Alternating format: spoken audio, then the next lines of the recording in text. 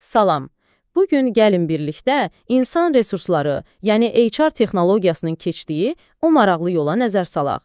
Necə oldu ki, sadə bir idarəetmə aləti bugün şirkətin gələcəyini proqnozlaşdıran strateji bir beyinə çevrildi. Bax, bu səyahət əslində hər bir şirkətin hekayəsidir.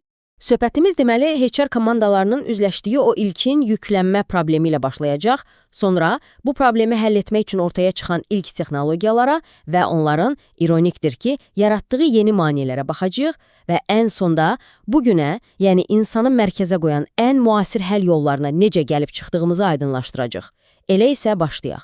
Hər şey çoxumuza tanış olan bir mənzərə ilə başlayır. Təsəvvür edin, HR departamenti. Hər kəs qaçır, işləyir, sənədlər bir tərəfdə, sorğular o biri tərəfdə, cədvəllər isə heç demirəm. Amma gün bitəndə ortaya nə çıxır? Həqiqətən də nəsə dəyişdimi? Bax, bu çox işləyirəm, amma nəticə yoxdur hissi var ha. Məhz o his bütün bu texnoloji inqilabı başladan ilk qığılcım oldu.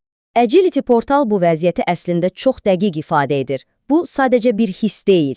Bu, köhnəlmiş, dağınıq sistemlərin yaratdığı real bir böhrandır.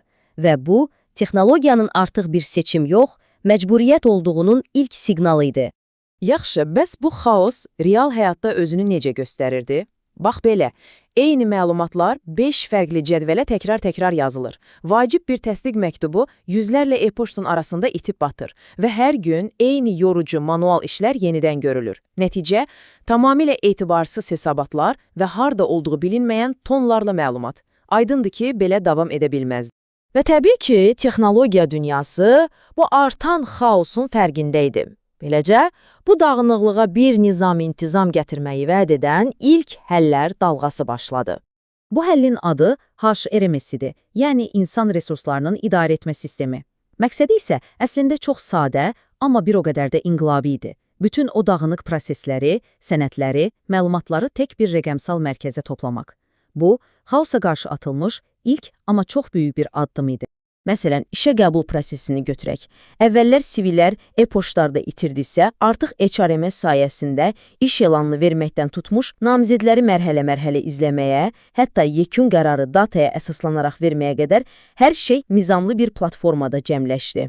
Və ya başqa bir vacib modul, işçinin şirkətə gəlişi və gedişi, yəni onboarding, işə yeni başlayan birinin adaptasiyası və offboarding, işdən ayrılma prosesləri. Bunlar artıq rəqəmsal formalar, standartlaşdırılmış prosedurlar sayəsində qat-qat rahat və səhvsiz həyata keçirilirdi. Və əlbəttə, fəaliyyətin idarə edilməsi. Bu modullar davamlı rəy verməyi asanlaşdırır, kimin hansı hədəfə doğru getdiyini izləyir və hətta performans qiymətləndirməsini maaş artımıyla birbaşa əlaqələndirirdi. Qısacası, HRMS ilk dəfə olaraq bütün bu parçaları bir araya gətirib böyük mənzərəni göstərdi. Amma elə bilməyin ki, hekayə burada bitdi. Əksinə, ən maraqlı yerinə indi gəlirik. Çünki bəzən ən yaxşı niyyətlə gətirilən bir həll özü ilə birlikdə heç kimin gözləmədiyi yeni bir problem yaradır. Və budur əsas məqam. Problem proqramın özündə deyildi. Problem insanlardaydı. Daha doğrusu, insanların o proqramdan istifadə edə bilməməsindəydi. Şirkətlər bu çox güclü, amma bir o qədər də mürəkkəb sistemlərə böyük pullar xərcləyirdi. Amma işçilər ondan ya qorxur, ya da bezib köhnə üsullara qaydırdılar.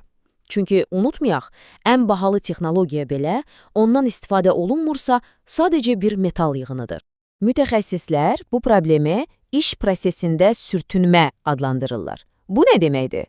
Bu, işçinin sistemin mürəkkəbliyi qarşısında ilişib qaldığı, bir tapşırığı yerinə yetirmək üçün əziyyət çəkdiyi və sonda hər şey boş ver deyib prosesi yarımcıq qoyduğu anlardır. Məhz bu sürtünmə səbəbindən milyonlarla dollarlıq investisiyalar sadəcə olaraq havaya sovrulurdu. Artıq aydın idi ki, sadəcə mövcud vəziyyəti idarə etmək yetərli deyil. Sənaye növbəti mərhələyə, yəni reaktiv idarəçilikdən proaktiv strateji düşüncəyə sıçramalıydı. Gələcəyi görmək lazım idi. Bu sıçrayış HRMS-dən HCM, yəni insan kapitalının idarə edilməsinə keçid demək idi. Fərq nədir?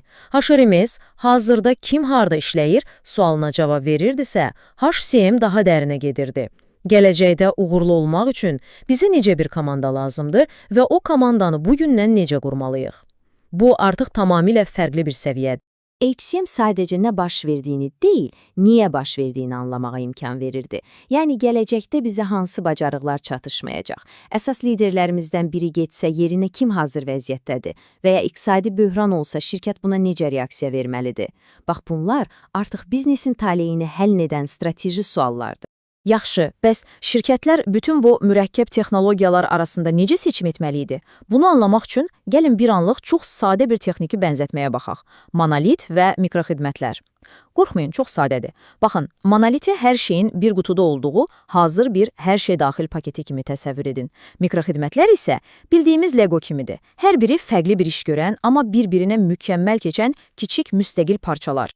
İndi gəlin bu bənzətməni HR dünyasına tətbiq edək. Hər şey daxil HR paketi həmin o monolitə bənzəyir. Yəni, hər şey tək bir sistemdədir, inteqrasiya asandır, amma bəzən o qədər də çevik deyil. Sahəsinin ən yaxşısı yanaşması isə eyni ilə Lego kimidir. Hər bir HR funksiyası üçün, məsələn, işə qəbul üçün ayrı, təlim üçün ayrı, bazardakı ən yaxşı proqramı seçirsiniz. Bu sizə inanılmaz bir çeviklik verir, amma təbii ki, o fərqli Lego parçalarını bir-birinə düzgün birləşdirmək daha çox zəhmət tələb edir. Amma istər hər şey daxil paketini seçin, istərsə də Lego kimi öz sisteminizi qurun, bir həqiqət heç vaxt dəyişmir. Əgər insanlar o texnologiyadan rahat istifadə edə bilmirsə, onun heç bir mənası yoxdur. Və məhz bu nöqtədə bütün diqqət mərkəzi texnologiyanın özündən onu istifadə edən insana yönəlməli idi. Və budur, müasir dövrün həlli. Rəqəmsal mənimsəmə platforması, qısaca DAP. Təsəvvür edin ki, bu, sizin bütün mürəkkəb proqramlarınızın üzərində işləyən ağıllı bir GPS navigatorudur. Onun yeganə məqsədi, bayaq danışdığımız o iş prosesindəki sürtünməni sıfıra endirməkdir. Yaxşı, bu GPS navigatoru realda necə işləyir? Təsəvvür edin ki, sistem sizə mürəkkəb bir hesabatı addım-addım necə hazırlayacağınızı göstərir. Vacib bir sənədi təsdiqləməyə unutduğunuzda sizə xatırladır. Və ya hər hansı bir sualınız yaranan kimi cavabı elə olduğunuz ekranda anında qarşınıza çıxarır. Bu, insanları saatlarla davam edən təlimlərlə, qalın təlimat kitabları ilə yormadan, tam da ehtiyac duyduqları anda onlara kömək etmək deməkdir. Bütün bu texnoloji müzakirələrin dərinliyində isə əslində fundamental bir insani prinsip dayanır. Texnologiya sadəcə səmərəliliyi artırmaq üçün deyil, həm də ədaləti qorumaq üçündür. Baxın, Azərbaycan Respublikasının Əmək Məcəlləsi bunu necə də aydın şəkildə ifadə edir. Ayrı-seçkilik qəti qadağandır. Və beləcə hekayəmizin bütün parçaları bir yerə yığılır. Ən müasir HR texnologiyasının əsl məqsədi sadəcə prosesləri sürətləndirmək deyil. Əsl məqsəd ədalətli bir sistem qurmaq, qanunlara tam riayət etmək və nəticədə hər bir işçinin fundamental hüquqlarına hörmət edən bir iş mühiti yaratmaqdır. Sonda isə sizi düşündürücü bir sualla baş-başa buraxmaq istəyirəm. Bir anlıq düşünün, sizin təşkilatınızda vəziyyət necədir? Aldığınız texnologiya həqiqətən də insanlarınıza xidmət edir, yoxsa insanlar o mürəkkəb texnologiyaya xidmət etmək məcburiyyətində qalır? Bax, bu, bugün hər bir rəhbərin özünə verməli olduğu bəlkə də ən vacib sualdır.